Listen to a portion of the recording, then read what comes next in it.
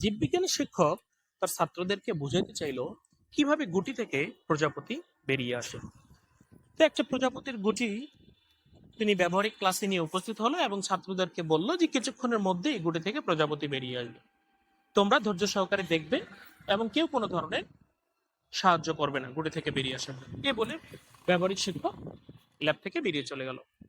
কিছুক্ষণের মধ্যেই প্রজাপতি সেই গুটি থেকে বের হওয়ার জন্য নড়াচড়া শুরু করলো। এই নড়াচড়া দেখে কোনো একটি ছাত্র দয়া পরবশে সেই প্রজাপতিকে বের হয়ে আসার জন্য, গুটি থেকে বের হয়ে আসার জন্য সাহায্য করলো।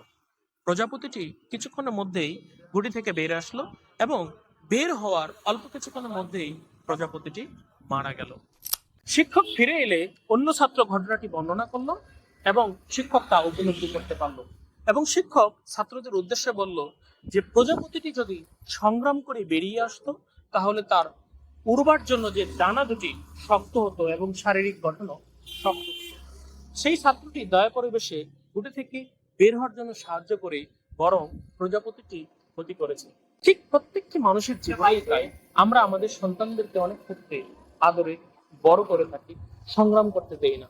তবে মনে রাখা উচিত কোনো জয় সংগ্রাম ছাড়া আসে না।